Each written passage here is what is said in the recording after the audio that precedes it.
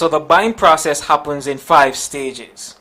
Stage 1 is the unaware stage, and this is where they are unaware of your brand and the problem they have that you can solve. Now, for this first step, it's very important to understand that the goal is not to make them aware of your brand by promoting your brand or what you offer. The goal is to make them aware of the problem, and the byproduct of doing that is they become aware of your brand. So a perfect example of this is I saw a post on social media with an infographic that helps people understand the difference in symptoms between the coronavirus, the flu virus, and allergies.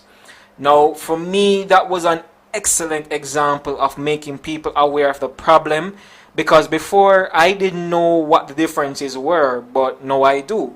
So that piece of content was valuable to me because it made me aware of something that I didn't know before that affects me.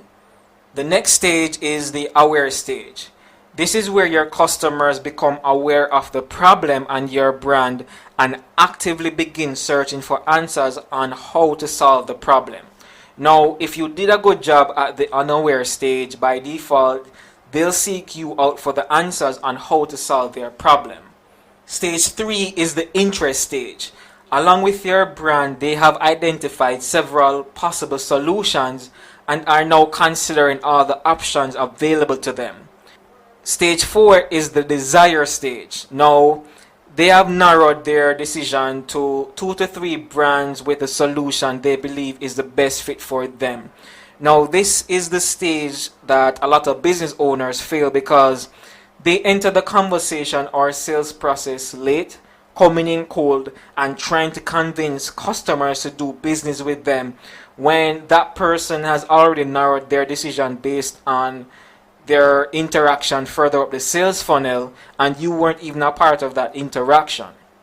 Think of it like a king who has his pick of 10 wives, or a woman who has her pick of 10 different guys, right? She goes through and narrows her choice to her top 3, and now at the stage where she's going to choose her husband, right? Now, here comes person number 11, who she has never met, trying to get her attention to get her to marry him.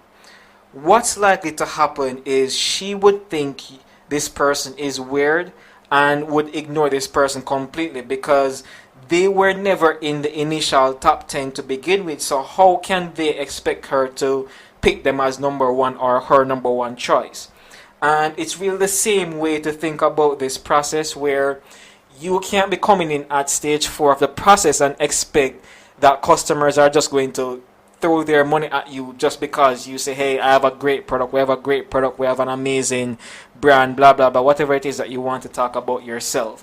They don't care because they've already narrowed down their choices from further up the funnel, and you weren't a part of that journey.